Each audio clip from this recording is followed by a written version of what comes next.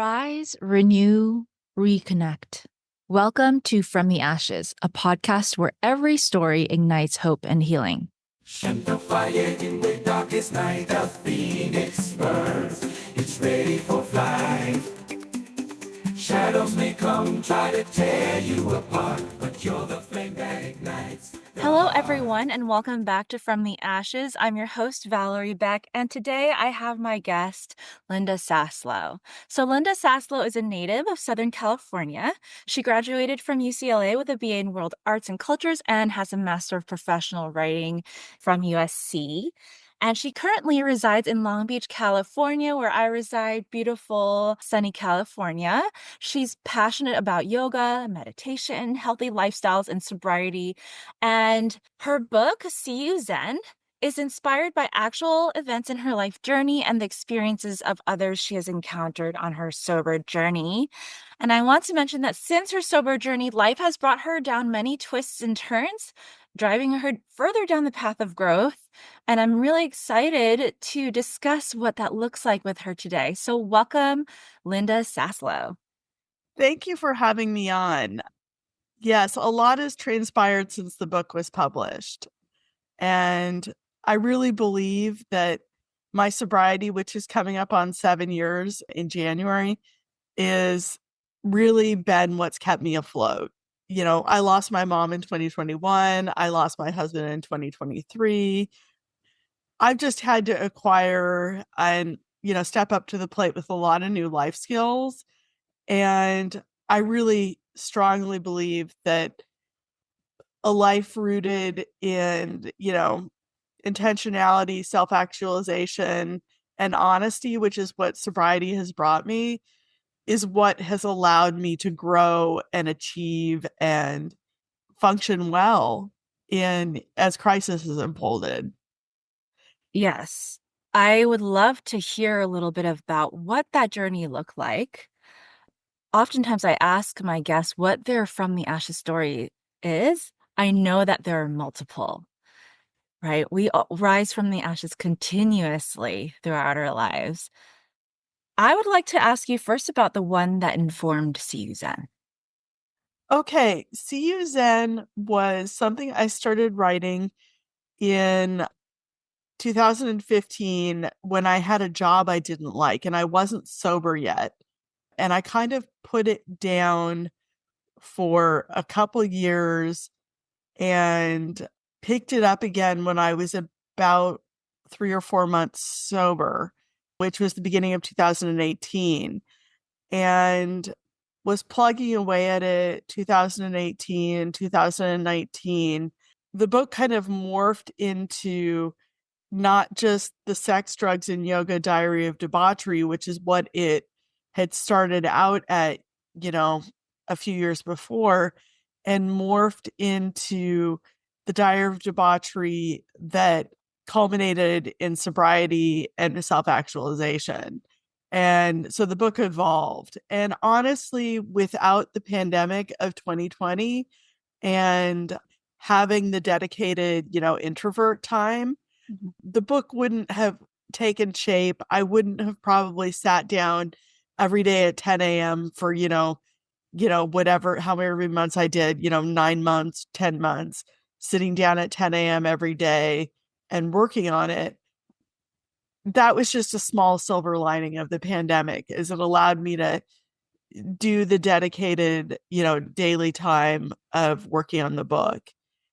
And then I hired an editor in 2021 and worked on the book while my mom was ill in the evenings and, was able to finish it during 2021. And it was released end of 2022 at Christmas time. Yeah, it got a very, very warm reception in the Fullerton area because I was living in Fullerton when I wrote it. And the book is primarily set in Fullerton and North Orange County. And when she, becomes sober and self-actualized, she actually needs a change of scenery and moves to Long Beach, which is where I am currently. And I was spending a lot of time in Long Beach at that point. So that seemed like, and planning a move. So it seemed like the logical place to relocate her.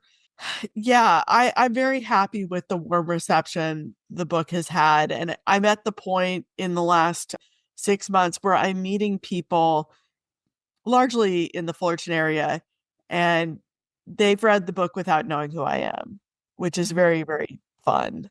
Yeah. Do you mind if I ask you a question about your own sobriety journey? No, I'm pretty open. Okay. So it seems like you were actually starting the book before you became sober. Is that correct? Yes, I Okay. was in my writers group, which has been going on really since grad school ended in 2013. And I was in my writers group and wanted a fiction project because my master's degree is in nonfiction and I'd always wanted to write fiction. So I was in a job I didn't like and was spending weekends with my writers group and started plugging along in this group. And it really had to do with just dysfunctionality. Hmm. It didn't really have an end game. And a lot of that book I started writing, probably 80 pages, ended up on the trash heap because they didn't really fit the end game that I ended up with. Yeah. But there are things from the early phase of the book that did make the final cut. Yeah. So So, what drove your decision to become sober? okay, between October and basically Christmas of 2017, I was a party animal like I had never been in my life. I mean, went to the Day of the Dead in San Miguel de Allende, and we just were whooping it up, and that kind of lasted through the holiday season, and it became dysfunctional around Christmas when I had the week off work because I was working in a tutoring center and I had Christmas week off, and it just really it wasn't good. And my husband, who was a kind and gentle soul, was just very encouraging and said, I think you need to move on from this. And I talked to some doctors and they were like, it takes 6 weeks off, more than a sober January. Just take off till, middle of February. And after a week of sobriety and just, white knuckling it, I called a friend who I knew was in AA and I talked to her and she's like, you're going to a meeting tomorrow. She was teaching CPR that Saturday, but she's like, you're going to a meeting tomorrow. And she suggested where I go, but I had to go solo to my first meeting. And I felt right at home right away. And the first person I met at that meeting is now my sponsor. She wasn't my initial sponsor, but she became my sponsor in 2021. I mean, I had a instant affinity toward these women who had 25 to 30 years of sobriety at the Fullerton Alano. They were so kind to me and so welcoming and reassuring that I was in the right place. And that if I didn't take charge of my mental health and my substance use right then and there, it was only going to get worse. And they were shining examples of good lives after sobriety. Mm. So when that 6 weeks ticked and over and I went to New Orleans for a family function, I think everybody assumed I'd be a moderate drinker in New Orleans. And I was just like, no way. I was just not having any of it. I mean, I was sitting in my hotel courtyard reading the AA big book before the parties, ordering Roy Rogers, just sort of taking it in, enjoying the food, enjoying the ambiance without any substances on board. And I realized, you know what? I can travel to a city that drinking is what it's about and not have it be what it's about for me. Yeah. Yeah. And then a few months after that, I had hypnotherapy, which was the suggestion of, I had that in early May, and that was the suggestion of my therapist. That was the best decision ever. It cost me $200 and it gave me a complete freedom. And by the middle of the summer, after having that hypnotherapy in May, I was so happy, so joyous, achieving things I hadn't achieved in a couple of years. And I really realized, wow, this is how I want my life to be from this point forward. I don't want to be dragged down by wanting to open the bottle of wine at 5 in the afternoon. I just don't want that anymore. Yeah. So in the book, Kiki's her name, right? The main Yeah, Kiki is the character. protagonist. So I read the book and I noticed it's like getting into the perspective of a character who's very different from me, right? I've never had to go down this path. And what really occurred to me is that it wasn't like it was kind of hazy for her. She would make choices and they would kind of just be like nonchalant choices about like, oh, I might as well have this glass of wine like right now in the middle of the day and all of that. And then like not really noticing it was a problem until someone said it to her, right? Because like then relationships would be disturbed and like, her ability to show up to work would be compromised. Like, did you notice, is that from your experience? Did you ever notice that in Yes, your own life? starting at Thanksgiving 2017 through Christmas 2017. And my husband over the Thanksgiving week went with his cousin to Machu Picchu and did the Inca Trail hike. And really, that's when being alone and a little lonely because he was on Inca Trail out of communication, hiking, having, a real personal growth experience himself, that my drinking took a turn for the worse. And really, it did start to affect my personal relationships and work life in after Thanksgiving through Christmas. And I realized around the 26th of December that I was going to have to back to work the next week. And it was just unmanageable. Mhm. And so I took a couple weeks off work. I actually came clean to my boss, who's the sweetest woman in the world, and said, you know what, look, I need to spend January focusing on really setting a new tone for my day to day life and giving up the alcohol. And I didn't entirely know when I emailed her, which was probably the 27th of December, 2017. I knew I needed time off to deal with it. And I probably took 3 weeks off work. I didn't really understand how that new phase of my life would unfold. I mean, I got really, really into meditation early on. A teacher at Purple Yoga in Fullerton I came clean to her and she's like, you need to meditate. You Mhm. need to really, really learn to meditate. And meditation and prayer are step 11 in AA. And yeah, the yoga teacher who helped me had sort of toyed with sobriety and wasn't in a long-term sobriety situation, but she knew during the phases when she was successful, meditation was what really shaped the success. And I really took the deep dive into meditation that January and it hasn't ended. I'm probably more into meditation. I go to 2 meditation classes a week. I became a meditation teacher last summer. I mean, it's just like I really realized that the bedrock and the foundation of my sobriety and my new sort of calm and centered, peaceful nature that I have in life now is is rooted in regular meditation. And prayer is a part of that too. There are some really good books on Buddhism that talk about how it's not it's not invalid in Buddhist meditation to incorporate prayer. That's sort of it's a valid approach and it is my approach. Can you tell me, or tell us rather, what that looks like, right? How do you incorporate the prayer into your meditation? If my mind starts wandering and it's something I'm worried about is the reason that my mind has started wandering, I tend to rattle off cries for help, Mhm. is the best way to put them. And, you know, ideas to the universe, my higher power, which is sort of an amorphous higher power, asking for help for either the person who's in crisis, for myself, for just basically peace and serenity for those around me who I might be worried about. Thank you. So I want to dig a little bit deeper into how you wrote Kiki's character and her psychology.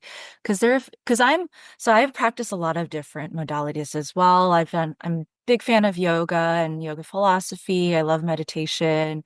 And then you dive kind of into plant medicine in the book too. And you go to she goes to Kundalini yoga and all of this. There's like she dabbles in so many things. And actually, in the beginning, she's already vegan, right? Yeah, And she but kind of like, she's cheating on veganism the whole time. yes.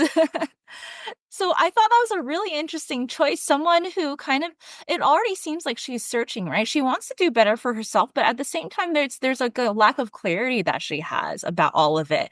And she's trying and she's trying and she's trying, but she's also kind of digging herself into a little bit of a hole. How did you come up with that character? Why is it important for, why was it important for her to have those experiences?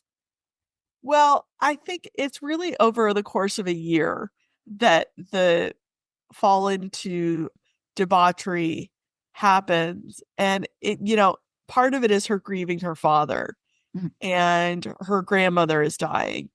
And, she's spiraling out of control. And she's always sort of hoping for the self-actualization, but she's using at the same time. So her quest for a better life doesn't really materialize until she realizes she has to give up the substances, Yeah, which was my own experience. got it. Yeah, because she seems like she was already kind of on a path. Why did you choose for her to be a millennial? Well, I have two daughters who are millennials. One is 27 now, the other is 31, and they do not have substance abuse problems, but I was able to weave some of the experiences that my daughters have, and it's set in the neighborhood I grew up in. But I didn't grow up there. I lived there for 16 years when my kids were growing up. And it was easy to sort of envision my daughters boomeranging into my house and living these struggle lives. And the idea of a father dying was already on my mind because my husband had his myelodysphasic diagnosis when he was 41. So we were sort of coping and living with the possibility of him having a stem cell transplant and going through that in his 50s. And he opted not to do that, hoping that leukemia wouldn't set in until his 70s or 80s, which is actually more common than it setting in at 55.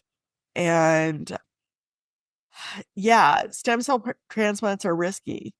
I have colleague, I guess is what you call it, the grief share meeting here in Long Beach, who did lose her son to a stem cell transplant. Mm. They're not entirely safe procedures, and you could be cutting your life short by doing them. There are success stories because when my husband was a patient at City of Hope, I did meet some patients who were post stem cell transplant who were back surfing, they were living a full life. I mean, I did meet some post stem cell patients at the City of Hope who were just doing fantastic. So there is a sunny side to it, but there's always uncertainty. Right. When you, we're going to dive a little bit deeper into that journey in a little bit about after writing the book and then going through the loss of your husband, how that, how writing the book and your sober journey informed that. But before we dive into that, I wanted to ask you a little bit more about how you chose to highlight a journey through, you call them new age practices and healing. And what does it mean to you to be a new age? And how effective are those approaches that you wrote Kiki into in terms of actually bringing about healing? I was explaining to a friend who's lost his wife who grew up devout Catholic that I'm a spiritualist at this point in sobriety. I'm not adhering to any specific religious dogma. I love Buddhism. I raised my kids Jewish because my late husband was Jewish. I have an affinity and do some ritualistic things that are Jewish. I was raised Protestant. There are things that that I'm attracted to about the peace, love, and understanding side of Christianity. I don't consider myself adhering to a specific religion, but I consider myself deeply spiritual.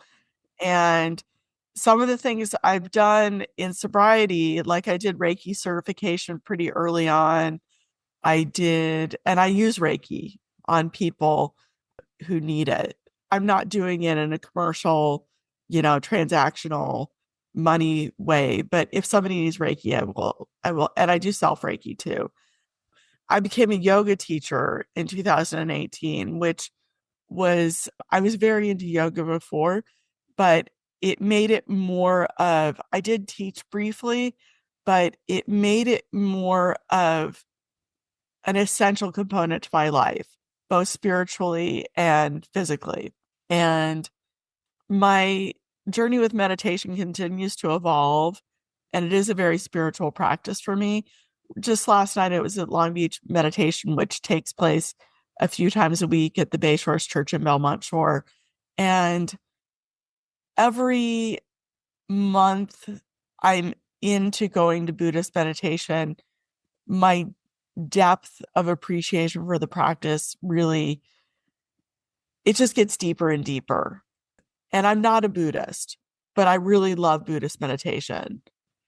And so people have called me a Jubu because I read a book years Okay. ago called The Jew and the Lotus, which is about the connections between Judaism and Buddhism. Okay. And I mean, I'm beyond that. I'm sort of a Protestant Jubu. There's so much, and a lot of it comes from being a world arts and cultures major at UCLA, which is really a comparative religions program at a secular university. Yeah. And yeah, spirituality, and it's really, the new age culture has really, and things centered in like Eastern religion have really become so essential to my life Yeah. in sobriety in the last, almost 7 years. And it's not that I wasn't dabbling in these things before, but they took hold in sobriety. Yeah. So let's go into the post-sobriety journey. And you mentioned before we started how it empowered you to handle life after that. So can you tell us a little bit about that? You were talking about how after the book you lost your husband and all of that. Oh, Yeah. yeah. Having a foundation in the 12 steps, and 12 step wants no publicity.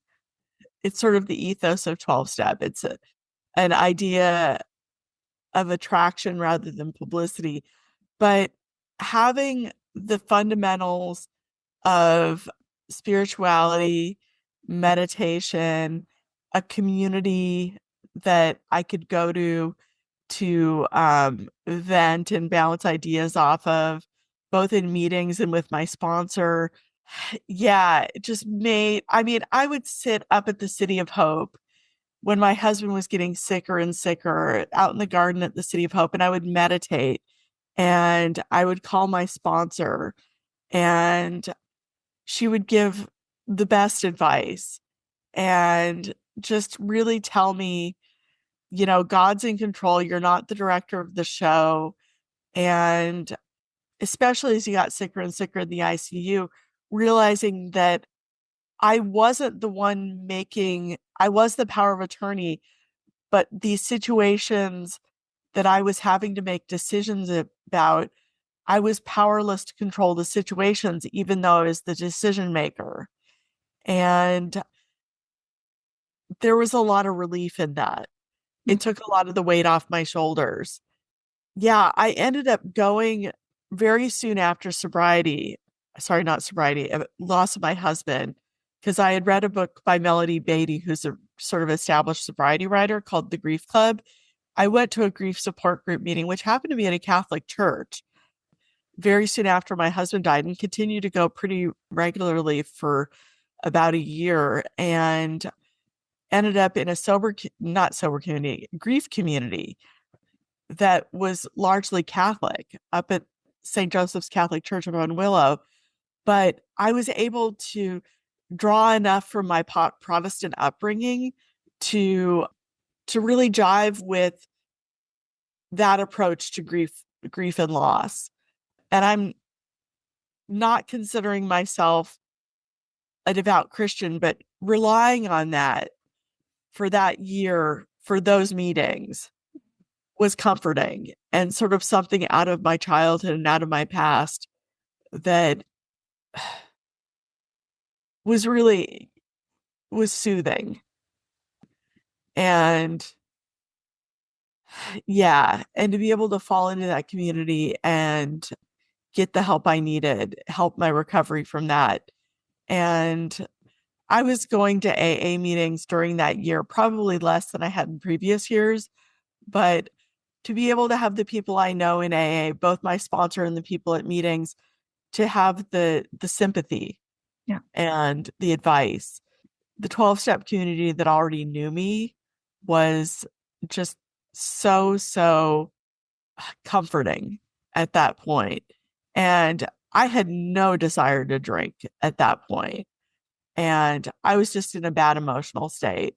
And 12 step is genius for that too. Mhm. So I think the idea in the steps that you're not the director of the show, that it's not your responsibility to be the director of the show, has like really eased my burdens in this time. Yeah. How do you distinguish kind of letting go of control of the outcome and yet still being the main actor in your show? Um, I don't want to say I'm a slacker, but it's made me less of a type A personality, which, in my early years in, going to UCLA and grad school at USC, I was such an actor, such, force of nature doing those things. And it's really made me relax. I realize, you know what? If it doesn't happen this week and it happens next week or at the end of the month, it's going to be okay. Mhm. It's taken the pressure off myself to be a little bit less of a type A personality, but I'm still achieving and doing things. Yeah. It's just like they don't have to happen on, a deadline time frame that's quite so severe. I can let myself relax. Do you find that like being able to relax has opened up possibilities for you that you wouldn't have been able to see had you not changed that part of yourself? Yes. I'm less hard on myself. I put less burden on my own shoulders to to solve all the problems of the world. Yeah. Was that something that used to do? I Try to definitely solve. do that, especially in parenting, Okay. especially, raising my kids through birth, through my youngest went to community college, really through the end of her being in community college. I took a lot of weight on my shoulders of responsibility for the actions of others in my family. And I don't do that anymore. I realize, we're all independent players and I can help them out, but I'm not responsible for them. Mhm. And that's the powerless and the letting go Yeah. and giving it to God. I love that. I love that it is allowing for what is meant to happen. And then, but one thing that I did notice also when you were talking is that you started to really lean into community and support and really being, starting to choose like who you gain that support from. Is that something that you learned during sobriety or had you had that before? I did have that actually before. I led a mental health support group. It was something I discovered living in Cleveland called Recovery International. And I led that group for 7 years at the temple in Fullerton. And I did, for 7 years, have sort of a small community. And there was a priest who was part of that community.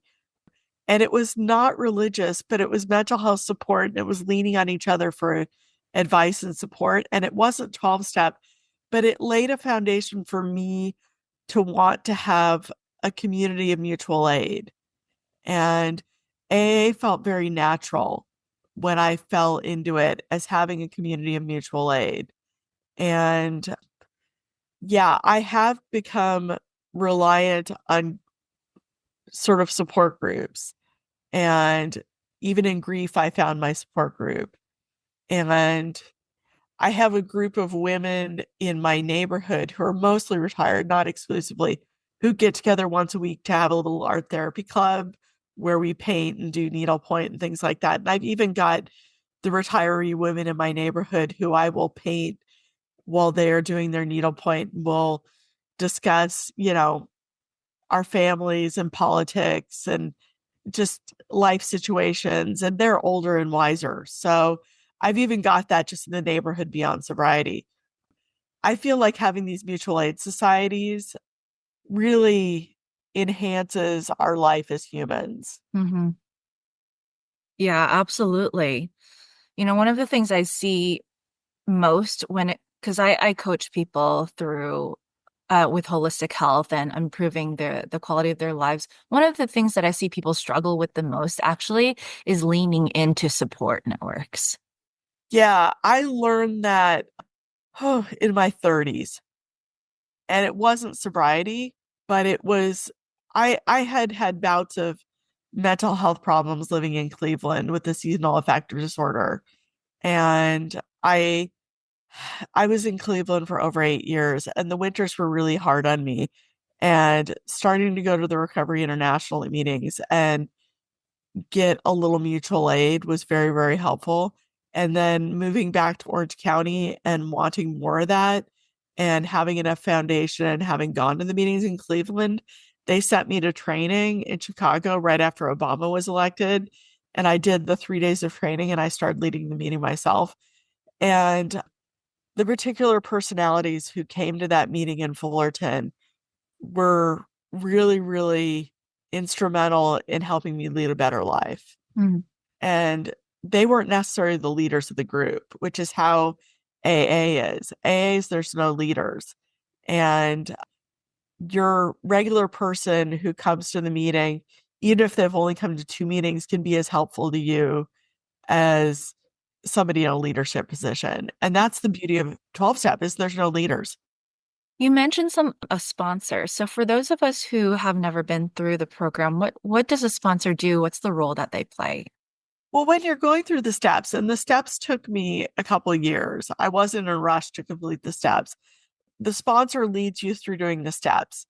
And then when I finished the steps at 2 years, the sponsor became more of, a surrogate parent, a surrogate sister, a surrogate best friend. And their relationship with you is rooted in 12 step philosophy. So they're a sounding board for, everything that goes on in your life. And I don't choose to talk to my sponsor more than once a week. I'm not somebody who talks to them every day. But, as life unfolds, there's something, it seems like, every month, even sometimes even every week, that a sponsor could be a sounding board for. And I've always chosen sponsors who are decades older than me. That's not necessarily the strategy of a lot of people, but I've wanted people with a lot more sober time than me and a lot more years of life experience. And my current sponsor has had some similar life experiences and she has a lot of sober time. And it's incredibly useful to talk to her once a week. It's like having a really wise aunt, is what Mhm. it's like.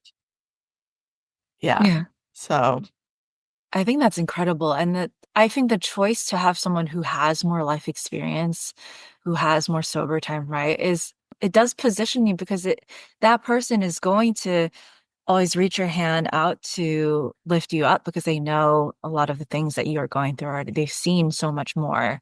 So that I find can be incredibly helpful. yeah, it's just learning to lean into the support, Yeah. which took me a while in sobriety to learn that. Would you say that in the sober journey, a lot of it is learning to go from leaning on the support of substances to leaning on the support of people? I actually think that's a good way to put it. I think, and learning to rely on a belief in spiritual forces in the universe helping you out. Mm. And my late husband had a hard time with that concept, even when he had leukemia, is that maybe there's something in the universe that could lift a finger in your burdens. Mhm. And so you're not only relying on people in 12 step, you're the concept of having a higher power. And that higher power is very like, if you read the AA Big Book, it's very, very open to interpretation. It doesn't have to be Jesus. It doesn't have to be Buddha. It could be the ocean. Mhm. And you just have to realize there's something in this world or in the universe that you're not all it. And if you can get to the point where you think that whatever that is beyond you could actually lift a finger to ease your burdens, it's really a relief psychologically. Yeah. So, Yeah. I find that a lot of the time when we do try to do everything ourselves, when we try to muscle through, that's when and we don't see the possibility of others, whether that be people or the universe, other forces being able to conspire in our favor, that's when we oftentimes fall into the trap of trying to rely on coping mechanisms because we still constantly think that we are the one that has to do everything. yeah, I think in my younger years, I thought the burden all fell on my shoulders, and now I don't. All right.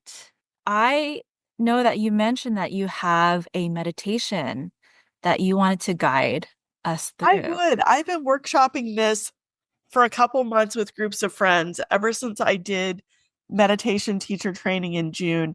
It was an assignment in my meditation teacher training to rewrite one of the meditations we learned to teach. And as a writer, I've been doing various drafts of this Lotus meditation.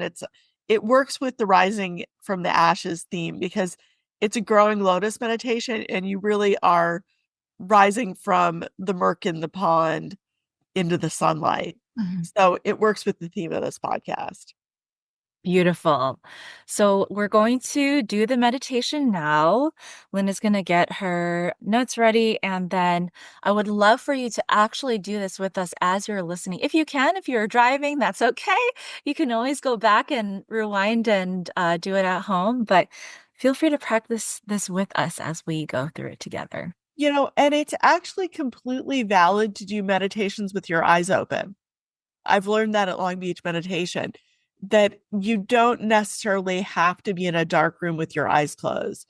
If you're out in the world, I wouldn't necessarily do this meditation while you're driving in the car, but if you're sitting at the supercharger or something, you could do this meditation in your car listening to Spotify.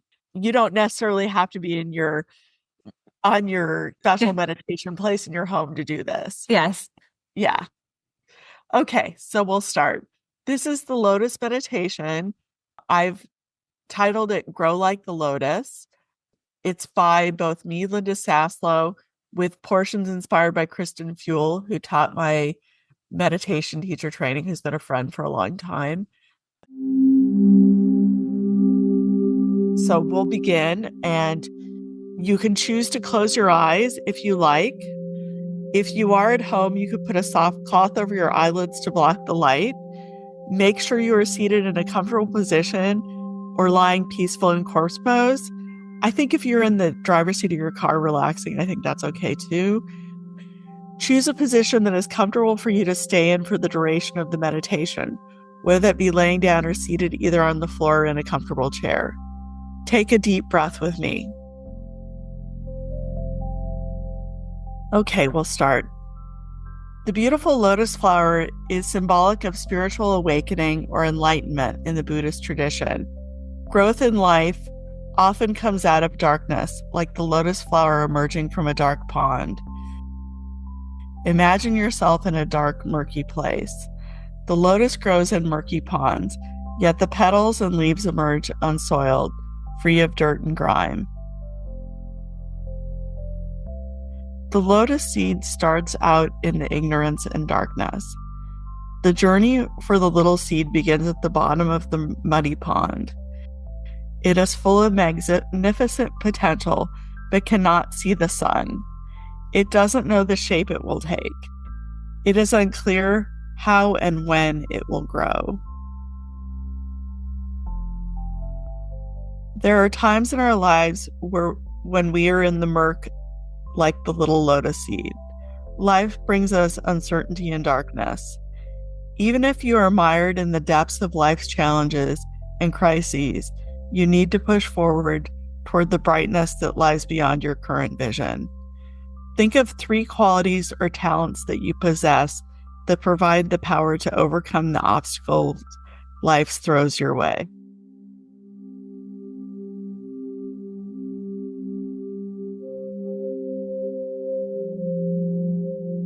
We can only trust in the universe that forces inside us will propel us forward toward the light, where we will grow to become more enlightened and buoyant.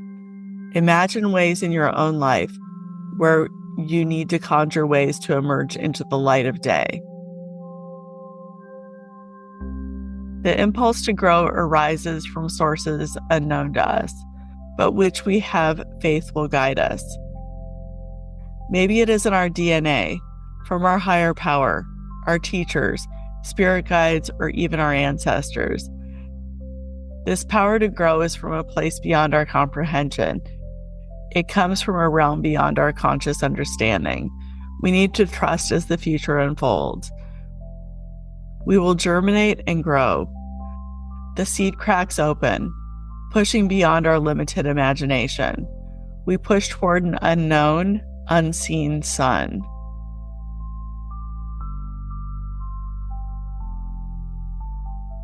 You are the germinating seed, sprouting roots downward into the earth. As a stalk begins to grow upward, roots become firm beneath you. The stalk pushing upwards in the water is strong and steadfast. The nutrients and minerals in the water provide the power to grow upward. The sunlight, although unseen, is creating energy that pushes the growth forward. The budding lotus breaks through the surface of the water into the glorious sunlight when conditions are right. Pink petals open, showing the glorious beauty the little lotus held inside. The beauty of the lotus seed's transformation is amazing to behold. Divine grace and love surround it. Imagine the bloom of 1,000 pink petals at your third eye.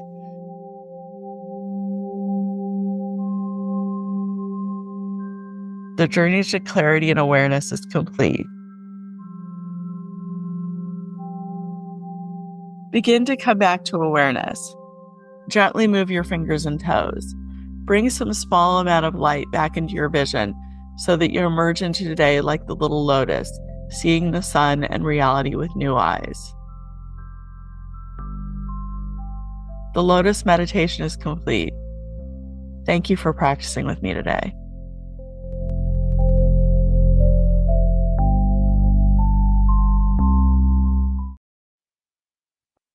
I loved it.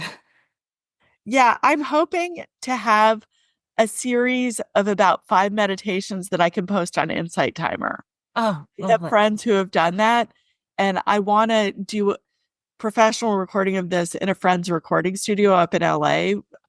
And I've got one under my belt meditation wise. I have other themes I'd like to do: sobriety, grief, angel meditations. I have a small menu I'd like to write already of original meditations. And I do a lot of leaning on Insight Timer myself. And I find it to be an incredible resource. That's what I was doing in the garden at City of Hope. I would do an Insight Timer meditation. Yeah. I also use Insight Timer extensively for my own practice. Yeah. It's been incredibly helpful. It's an incredible resource. I really loved the metaphor that you used with the lotus seed and being in the darkness with the mud and having to have that faith early on as part of the impetus for growth. Because if you can't see the sun, which for a lot of us, it is difficult to see the sun, right? Especially when we're in tumultuous times, you need something more. And until you can see the sun, which would become that compass, right? Like that, the point of reference, there, you need to operate a little bit more on just kind of faith that you are going to grow and that you are going to emerge from the mud of darkness. Yeah, it's taken me, it's been a journey to get to that realization. And when I was doing the meditation teacher training, this particular meditation really resonated with me. And as my assignment to rewrite one, this was the natural one to do. Mm. Well, I hope that it becomes available on Insight Timer soon. You'll have to tell me when it does so that I can put it in the show notes and share with everyone. I would like to close off today by asking you a final question. What, for people who are looking at rough times, whether that be loss or fighting with their own sobriety journey, what are some key takeaways to help them along to see the light on the other side? I actually find it essential to go to in-person meetings. I think if you're mired in despair, getting out of the house and going to an in-person meeting is the solution. If you're staying at home and going to a Zoom meeting, you might stay wallowing in your own depression. But if you actually make the effort to take a shower, put on clothes, and go out of the house and sit in a room with people for an hour to 90 minutes, you might brighten your spirits. Yes, connection. Absolutely. And then would you like to share briefly also what you are currently working on? Well, I am writing a book working title Near Nirvana, that's about ushering my mother and my husband through hospice. And I was not a death doula for anyone. There were other professionals in hospice doing that, but having to be the family member who makes the spiritual and physical decisions for that person and remaining whole in your own person while you're doing it. And I saw some really interesting things spiritually in my own life and in the lives of my mom and my husband as these things transpired. And it's really strengthened my belief in spiritual forces in the universe. And I don't know if they're bodhisattvas. I don't know if they're angels. I don't know if they're, my ancestors. I don't know who it is, but there's help. And the other thing I've been writing, which is humorous, is about dating as a widow, which is something I started doing in the spring. And I've had some really good relationships, but nothing has turned serious. I currently have been hanging out with a widower, and that's just been really good for both of us. But, just the process of having to learn to date after being in a 34-year relationship, and dating was different when I was 20, having to relearn that skill is funny. It's just really, really funny. And the other thing I'm writing, which will have to be published anonymously, is about going to AA meetings in French. I speak intermediate French, and I started traveling to French-speaking countries in the spring, specifically Montreal and Paris, and going to AA meetings there and doing it in French has just been eye-opening and really exhilarating. And so those are the three things I'm writing. And they're all entirely different from each other. But, sometimes I'm in the mood to be funny. Sometimes I'm in the mood to be serious. Beautiful. Well, we really look forward to those future pieces of writing.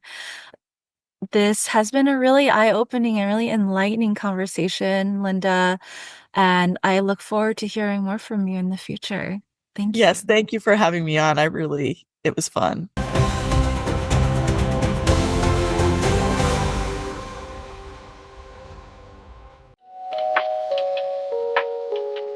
Hey listeners, if you're enjoying the stories and insights from the Ashes, why not stay connected with our community? Join my mailing list for bi-weekly updates on upcoming events, wellness tips, fun tidbits, and of course, new podcast episodes. I promise no spam, just valuable content to help you live your best life. Head over to www.intrepidwellness.life and sign up today. Don't miss out, and let's keep the conversation going.